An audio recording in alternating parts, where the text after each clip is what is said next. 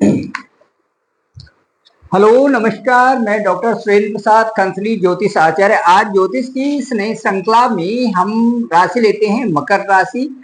और जो ये मकर राशि है कैप्रिकॉर्न साइन है, इसमें सूर्य के गोचर से संबंधित जो ट्रांजिट है उसके बारे में विशेष चर्चा करेंगे।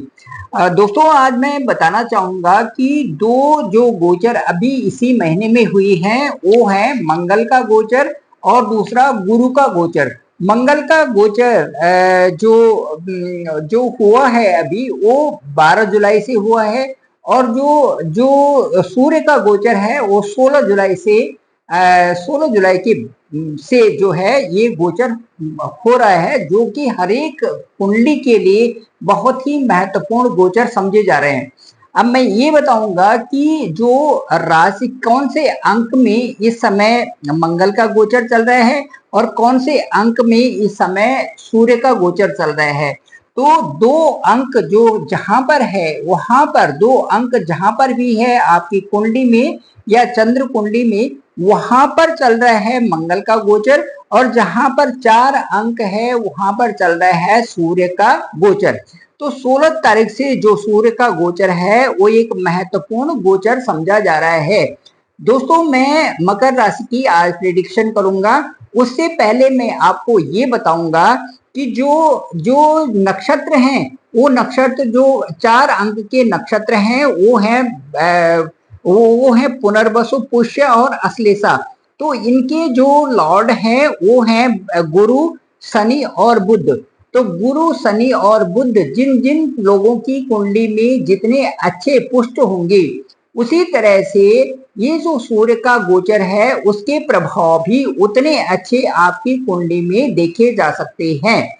अब मैं ये बताऊंगा कि सारे ग्रह जो हैं, जैसे कि मैंने पूर्ववत अपने वीडियोज में भी कहा हुआ है कि जो सूर्य, चंद्रमा, मंगल, बुध, गुरु, शुक्र, शनि, राहु, केतु, ये जो ग्रह हैं, ये हमारे जीवन में एक बहुत अच्छे बदलते हुए स्वरूप में हमें बहुत कुछ सिखा जाते हैं, जबकि इनकी दशा और अंतर्दशा आती है। इनका प्रभाव हम पे क्यों होता है? इसलिए होता है कि सभी जो है सूर्य के चारों तरफ ये प्लेनेट घूम रहे हैं और हमारी पृथ्वी भी सूर्य के चारों तरफ चल रही है।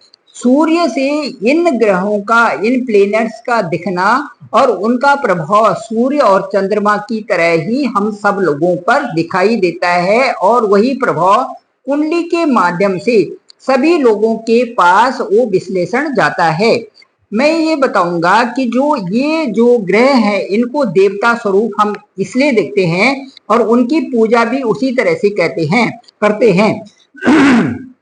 जो ये श्लोक आया हुआ है बहुत ही अच्छा है। इसमें हम कहते हैं सूर्य सौर्य मथेन्द्र रुचिपद्मी मंगलम सुमंगलम मंगलम गुरुष बुद्धा सूर्य सौर्य मथेन्द्र रुचिपद्मी सुमंगलम मंगलम सद्बुद्धिश्च बुधो गुरुष गुरुताम शुक्र शुकम शम शनिम राहुर्बाहुर बलम करोतु केतु कुलिशोनति नित्यम प्रीतिकरा सर्वे भवन्तु अनुकूला ग्रह। इस तरह से हम कहते हैं कि सूर्य सौर्य मथेन्द्र रुचिपद्मिम सुमंगलम मंगलम सद्बुद्धिश्च बुधो गुरुश्च गुरुताम शुक्र शुकम शम शनिम राहुर्बाहुर बलम करोतु केतु कुलिशोनति नित्यम प्रीतिकरा सर्वेनुकूला ग्रह। इस प्रकार से जो हम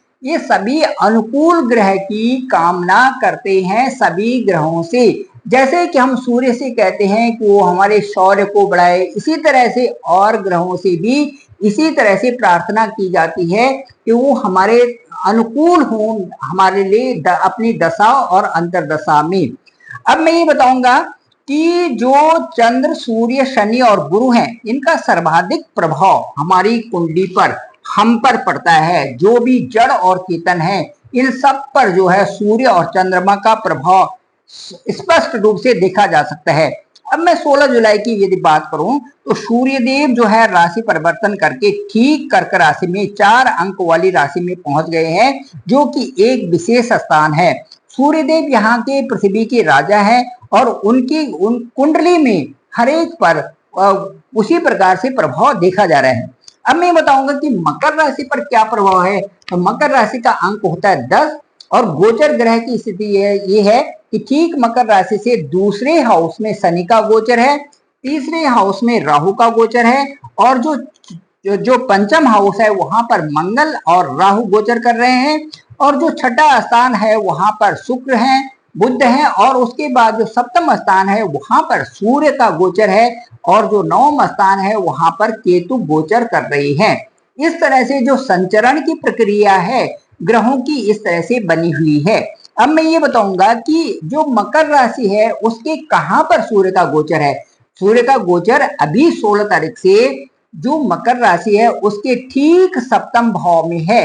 सप्तम भाव में सूर्य का गोचर इस समय मकर राशि में है, वहां पर 4 अंक है। तो मैं ये कहूंगा कि चूंकि आपकी कुंडली तो मेरे पास नहीं है, लेकिन मैं चंद्र कुंडली से ये बता सकता हूं कि यदि सप्तम भाव में सूर्य का गोचर होता है तो ये बहुत अच्छा तो नहीं माना जाता, लेकिन कई रीजन से ये बहुत अच्छा होता है। उसकी मैं अभी विश्लेषण आपके सामने कर रहा हूं। दोस्तों मैं ये बताऊंगा कि जो सूर्य का गोचर मकर राशि में हो रहा है तो मकर राशि के एक तो पारिवारिक सहयोग इनको मिलेगा, नौकरी में सहयोग मिलेगा और नौकरी में इनका तब मन लगेगा जबकि इनकी नौकरी घर से बहुत दूर ना हो, बहुत नजदीक हो, तब ये ज्यादा काम करने वाले हो जाते हैं। क्योंकि जो सप्तम भाव है वो हमारा वर्क प्लेस भी दसम से दसम आता है, तो ये ज्यादा काम करने वाले तब बनते हैं जबकि इनको कन्वीनियंटली जो है जॉब मिलता है घर के नजदीक। और इनको सबसे अच्छी बात है कि इनका आत्मविश्वास भी बना रहेगा, परंतु मन भी इनका उदास हो सकता है। इसलिए आत्मविश्वास को बनाने के लिए इन नकारात्मक चीजों से इनको बचे रहना है। मकर राशि वालों के लिए मैं कह रहा हूं। अब मैं आपको ये बताऊंगा कि सप्तम भाव में सूर्य बहुत अच्छे नहीं माने जाते। ये जब वहां पर सप्तम भाव में जब सूर्य आता है तो व्यक्ति स्वाभिमानी प्रकृति का बन जाता है और लोग उनसे ये कहते हैं कि भाई जो सामाजिक स्तर पर जो है इनके कई प्रकार से इनकी आलोचना करने वाले बन जाते हैं कि ये स्वाभिमानी प्रकृति के, हालांकि उनको किसी से कोई मतलब नहीं उस अवस्था में। और आर्थिक स्थिति के लिए भी जो धन खर्च करने वाली स्थिति यहाँ पर बन जाती है जब सप्तम भाव में सूर्य आते हैं। तो लोग इनको ये समझते हैं कि ये दूसरे प्रवृत्ति के हैं, जब तक कि इनके साथ में उनकी बातचीत नहीं होती। लोग इनको घमंडी प्रकृति के भी समझ लेते हैं। और मैं ये कहूंगा कि सबसे अच्छी बात है कि इनको विवाद के किसी भी अपने लोगों से जो कि अच्छे लोग न हो, चाहे वो अपने परिवार के ही हों, उनसे इनको दूर रखना है, दूरी रहना है और तो ज्यादा अच्छा रहेगा। संगति इनको अच्छी करनी है, अच्छे लोगों के साथ में रहना है, गलत लोगों को इनको तुरंत छोड़ना है ताकि उससे इनका जो जीवन है वो प्रशस्त रहे, क्योंकि ये दिल के बड़े सांप होते हैं और उसी तरह से ये अपने कर्मों में भी लगे रहते हैं। अब मैं ये बताऊंगा कि जो इस समय सबसे बड़ी बात देखी जा रही है कि जो शनि का गोचर है मकर राशि में वो ठीक दूसरे स्थान पे है। तो अब वहां पर शनि बकरी होने से उसका जो रिजल्ट है, क्योंकि बकरी में स्लो स्थिति हो जाती है और हमारी पृथ्वी से ऐसा प्रतीत होता है कि ग्रह जो है उल्टी चाल चल रहे हैं, उसका ये प्रभाव है कि जो आपका लग्न है, लग्न भाव में भी 50% वहां के रिजल्ट देंगे। पीछे के जहां पर 10 अंक है मकर राशि है वहां के 50% रिजल्ट शनि के होंगे और 50% रिजल्ट ठीक मकर राशि के दूसरे हाउस के होंगे जो कि घर परिवार का हाउस है। और जो अपना 10 अंक है जो मकर राशि है उसके भी 50% रिजल्ट होंगे। तो यदि इनकी दोनों को विश्लेषण किया जाए तो मुझे लगता है कि क्योंकि आपकी ही राशि के लॉर्ड हैं शनि, इसलिए आपकी राशि तो बहुत अच्छी परिपक्व बनी हुई है, वहां पर बहुत चीजें ठीक है, स्वास्थ्य भी ठीक है, सारी चीजें ठीक है। साथ साथ में जो परिवार का स्थान है वहां से भी आपको कोई चिंता की इस समय आवश्यकता नहीं है, चिंता की कोई बात नहीं बन रही है और बहुत अच्छा इस समय आपने उस चीज को संभाल रखा है, जो कि इस समय के लिए समय के मुताबिक बहुत अच्छा है। अब मैं यदि मकर राशि वालों से ठीक ये कहूं कि थर्ड हाउस में आपका राहु का गोचर चल रहा है, तो राहु क्या करेगा, तो मैं ये कहना चाहूंगा कि थर्ड हाउस में राहु भी हैं और शनि ठीक दूसरे स्थान में है और थर्ड हाउस में राहु है, तो ये एक अच्छी संरचना बनी हुई है। और थर्ड हाउस जो एक पराक्रम का होता है, जोश का होता है, और कहा भी जाता है कि जब 3, 6, 11 में राहु विचरण करते हैं तो उस जातक के लिए बहुत अच्छा हो जाता है। तो ये मकर राशि वालों के लिए ये राहु का तीसरे हाउस में गोचर करना इनके पराक्रम को बढ़ाने के लिए बहुत अच्छा है। जो इनके कामकाजी तरीके हैं, जो इनके अपने दिनचर्या के तरीके हैं, जो इनको सामाजिकता में जो चीजें हैं उसमें, और जो ये कंटेंट्स पब्लिकेशन है उसमें इनको बहुत लाभ पहुंचाएगा राहु। क्योंकि राहु चाहते ही ये हैं कि यदि आप काम को करते रहो तो उस काम की गति को और बढ़ा देते हैं। तो तीसरे भाव में होना, छठे भाव में होना और 11वें भाव में होना राहु का बहुत अच्छे लकी ये समझिए आपकी मकर राशि लकी है, जो थर्ड हाउस में इस समय राहु का गोचर चल रहा है। और ये आपको पूरी तरह से मदद करेगा, आपके साहस को और आत्मविश्वास को बढ़ा रहा है। अब मैं ये बात करूंगा कि ठीक जो आपके पंचम हाउस है, पंचम हाउस का अंक 2 है। यदि हम मकर राशि से कैलकुलेट करते हैं तो वहां से ठीक पंचम हाउस जहां पर आता है वहां का अंक 2 है, और 2 अंक के जो लॉर्ड हैं वो 6th हाउस में गोचर कर रहे हैं। तो 6th हाउस थोड़ा सा ठीक नहीं माना जाएगा, लेकिन मैं ये कहूंगा कि अभी जो 16 तारीख से वहां पर गुरु का गोचर हुआ है, गुरु ने बिल्कुल पंचम हाउस को बहुत अच्छे ढंग से संभाल दिया है। जो पढ़ाई लिखाई का दर्जा था या जो हायर स्टडीज में जो आजकल आप जो स्टूडेंट्स कर रहे थे उनके लिए थोड़ा आलस्य आ रहा था, थोड़ा परेशानी आ रही थी अभी, लेकिन अभी 16 के बाद, 16 जुलाई के बाद ये बहुत अच्छी स्थिति आ गई। और 15 जो आगे डेट जाएगी अगस्त की, तब तक ये पूरे महीने में वहां पर जो है ये बहुत अच्छा आपके लिए रहने वाला है। और मैं कहता हूँ यहाँ पर तो मंगल तो काफी दिनों तक रहेंगे और गुरु वहां पर विद्यमान पहले से ही है। तो यहाँ पर गुरु के साथ में जो मंगल हैं, वो जो 12 तारीख से मंगल यहाँ पर आए हुए हैं, उनका एक बहुत अच्छा इनके साथ में संपुट बना हुआ है। और मैं ये कहूंगा कि जोश भी है, राहु का पराक्रम भी है, मंगल की कैलकुलेशन भी है, और जो यहाँ पर जो गुरु का जो आशीर्वाद भी है, ये एक मिक्सअप तरीके से इस तरह से बना हुआ है जो कि आपको कैलकुलेटिव तरीके से और सही चीजों को नतीजे पर पहुंचने के लिए ये बहुत आपके साथ में सपोर्टिव सार्थक सिद्ध होगा। तो मैं कहता हूं कि अब जो है जब ये 16 तारीख से सूर्य भी आपके सप्तम भाव में आ गए हैं, तो केंद्र में सूर्य और पंचम में गुरु और मंगल, ये आपके लिए पढ़ाई लिखाई वालों के लिए एक बहुत अच्छी गति देने वाले हैं। अब आते हैं हम थोड़ा सा ये देखते हैं कि चूंकि यहाँ जो 2 अंक के स्वामी नीचे हैं इस समय जो है छठे स्थान में है। अभी बुध का गोचर जैसे सप्तम में होगा तो सूर्य बुधादि योग यहाँ पर बनता है और बहुत अच्छा आपके लिए ये जो है ये पीरियड जो है ये अगस्त सितंबर अक्टूबर, ये अगस्त का मतलब अगस्त और सितंबर, ये आपके लिए अच्छे रहने वाले हैं उस लिहाज से।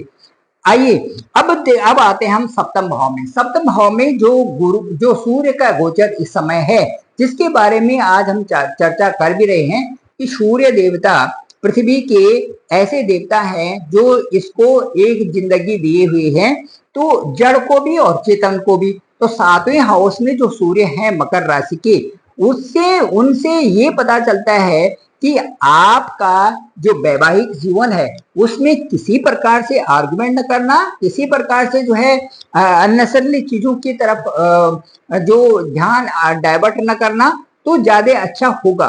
क्योंकि वहां पर सूर्य जो है, सूर्य चाहते हैं कि एक ऐसा वो बनाया जाए, ऐसा व्यवहार बनाया जाए कि आप डिसिप्लिन्ड होकर की और अपनी दिनचर्या को बहुत अच्छे ढंग से चलाएं। यदि इस तरह से नहीं होता तो कई प्रकार से स्थितियां ऐसी आती हैं जिनमें कि आदमी को दोषपूर्ण त्रुटिपूर्ण समझा जाता है। कई प्रकार की ऐसी चीजें आती है जहां पर कि साफ नजर आ जाता है कि इन्होंने ये गलती की, इन्होंने ये गलती कर रहे हैं, ये ठीक नहीं है। तो इस तरह से जो सूर्य और चंद्रमा है वो स्पष्ट रूप से गलतियों को छांट लेते हैं कि ये गलतियां हैं, ऐसा होना चाहिए, ऐसा नहीं करना चाहिए। तो ये चीजें वहां पर आती हैं। अब इसलिए वैवाहिक जीवन में एक संतुलित वैवाहिक जीवन को बनाए रखें तो ज्यादा अच्छा रहेगा। अब मैं बताता हूं कि जो आपका केतु नवम भाव में है, इससे ये पता चल रहा है कि आप धार्मिक प्रवृत्ति के भी हैं, पिता का भी आशीर्वाद है और अच्छे अच्छे रास्ते पर आप चल रहे हैं। तो ये मकर राशि का नवम स्थान, धार्मिक स्थान भी बना रहा है, आपका भाग्य भी उदय है। और साथ में जो सूर्य, जो ये बुध और शुक्र हैं, जब ये केंद्र भाव में केंद्रस्थ आएंगे तो आपके लिए बहुत अच्छी अपॉर्चुनिटी ये इन फ्यूचर में अगस्त के महीने में लाने वाले हैं। Thank you very much. और ये था मकर राशि वालों का, और मंगल का गोचर 12 जुलाई से, और जो सूर्य का गोचर सप्तम हाउस में 16 जुलाई से। तो ये इस तरह से ये था, और ये जो एक बहुत अच्छी एक दिनचर्या बन रही है, बहुत अच्छी आपकी ट्यूनिंग आपके लाइफ में बन रही है, जो आपको एक सही दिशा निर्देशन कर रही है। Thank you very much. मैं डॉक्टर सुरेंद्र प्रसाद खंसली, ज्योतिष आचार्य, और डिस्क्रिप्शन पे मेरा नंबर है 9868280191। इस पे आप मुझे कॉल भी कर सकते हैं, अपने व्हाट्सएप पर, मेरे इसी व्हाट्सएप पर अपनी कुंडली को भी डाल सकते हैं। यदि आपको बहुत नीडी है तो जरूर डालें, और उसमें देखेंगे हम कि जो ग्रह गोचर की स्थिति है, जो चंद्र राशि से हम बता रहे हैं, और जो गोचर की आपकी जन्म कुंडली के समय में ग्रह गोचर की स्थिति क्या थी, दोनों को मिलाकर के फिर एक हम विश्लेषण करेंगे, और दशा उस समय क्या चल रही थी, आज क्या है, क्या उसमें वही दशा चल रही है, क्या शनि उस समय भी बकरी थे जब आपका जन्म हुआ और अब भी बकरी हैं, क्या शनि उस समय मार्गी थे और अब बकरी हैं, तो इनका क्या प्रभाव पड़ रहा है, ये सारी चीजें हम आपको कुंडली के मार्फत से बताएंगे। Thank you very much. आप सभी लोगों का आभार, आप सभी लोगों का धन्यवाद।